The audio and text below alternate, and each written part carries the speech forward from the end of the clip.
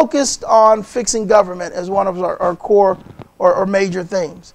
The second area we looked at addressing was fixing education in Iowa. Now, there's been no area of media malfeasance, misfeasance, negligence, dereliction of duty, and outright collusion to defraud the public than public education. Now, this is a wonderful studio. They have wonderful, wonderful tools, and we're going to use these. I know that we have the ability to bring up a website on here, but we're not going to do it today. Okay? We're not going to, because I have my charts laid out, and, you know, we're going to stick with this. But go to www.iowa.gov. And after you go to www.iowa.gov, go to education. They have government. Go to government. On your left-hand side, they have the bar. And then go to education. And once you get to education, you will see the state's website. And on the state's website, the State Department of Education's website, is a report that was produced by state employees, paid for by state tax dollars, published on this state. In that report, it was a government report. You know, I ran into Pat Murphy in Dubuque. And Pat Murphy, our Speaker of the House, said, "John, you're making it up again." I said, "Pat, let's go to the website." I had the laptop there. We had the benefit of some good technology on the road, and he refused. On this state taxpayer-funded website is a report paid for by state taxpayers, produced by state employees, that documents that 100% of the high schools in our 10 largest cities and 95% of the middle schools in our 10 largest cities. In other words, every single high school and middle school in our 10 largest cities is officially failing except for 2 middle schools, one in Dubuque and one in Iowa City. This is not my data. This is on the state's website. Now, the day after the Culver administration released this report, which was sandwiched between the start of the Iowa State football season on Thursday before Labor Day and the Hawkeye football season the Saturday before Labor Day. The report's released on Friday. It typically is. That's why I knew I could find it on Friday. The headline the next day was not 100% of Iowa's high schools failing in our 10 largest cities, 95% of the middle schools. It was Culver whining about Branstad picking on him. I might be wrong, but perhaps knowing 100% of your urban high schools and 95% of your urban middle schools are officially failing, including every single high school and middle school in West Des Moines, might be of interest to Iowa, especially since officially failing carries with it devastating consequences. One, people get fired over working at failing schools.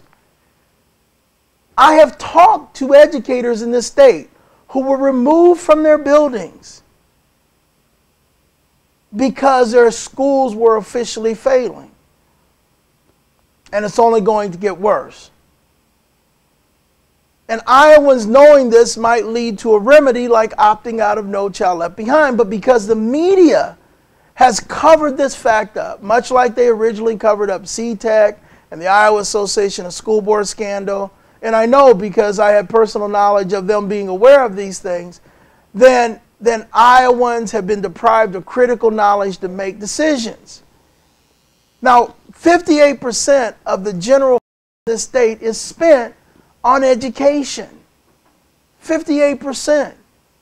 Yet there has not been a credible media examination of the condition of education in Iowa that has been done as long as I can remember. They have skirted around the edge. For example, as a member of the Des Moines School Board, I produced a staff-generated report showing that we were being billed for time that did not exist by our contractor overseeing our $300 million projects.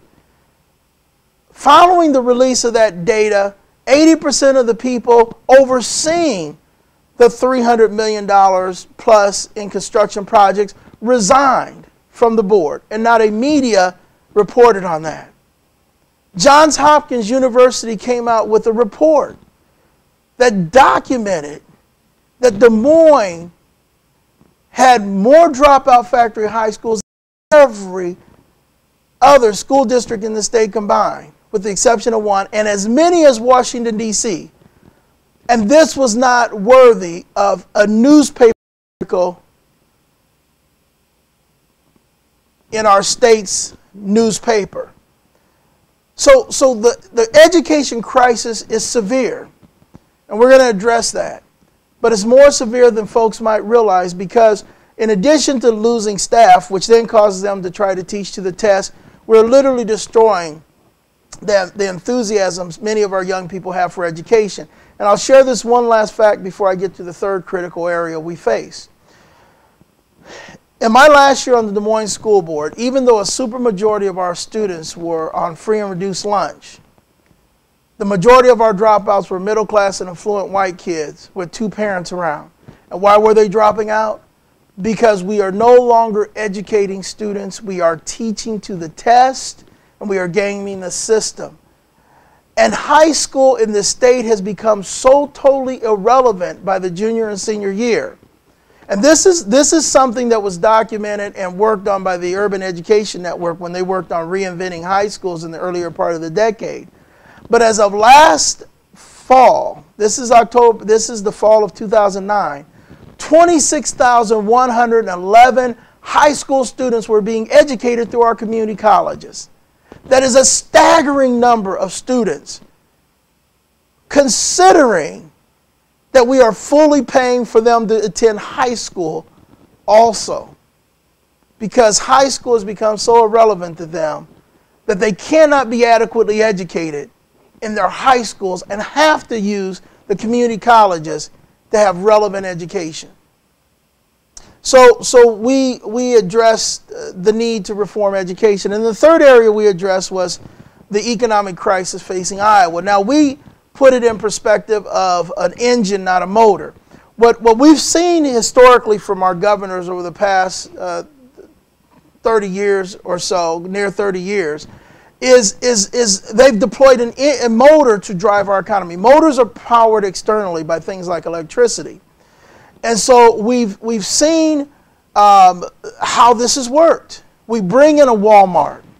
Now there's a fact that exists that's pretty incontrovertible. If you have $5,000 worth of hammer purchases from Bill Joe Smith's Iowa-based hardware this year, and the next year you have 5,000 purchased through Walmart, Kmart, Target, etc. What happens is that if a single penny is used to send back to the corporate headquarters, less money is pushed into the Iowa economy. Now, when you start adding up all the other factors, even less is pushed in. So what have we seen in Iowa as a result of the economic strategy of bringing folks in, shutting down the Yonkers, corporate headquarters based in Iowa, selling off insurance company headquarters that were based in Iowa, shutting down Main Street in Iowa? Well, what we've seen, jobs have been created. We've created jobs.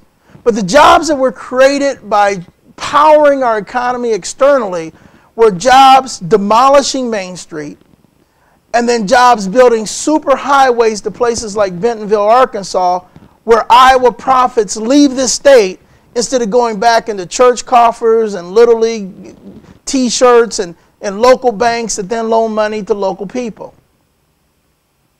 And what we called for was an engine where we create pathways to Iowans keeping their money and Iowans stimulate the economy. The time has come to realize that building prisons and casinos and spending government money and bringing folks in who then export your profits does not build an economy. Iowa's #1 export used to be talent. It is now prosperity.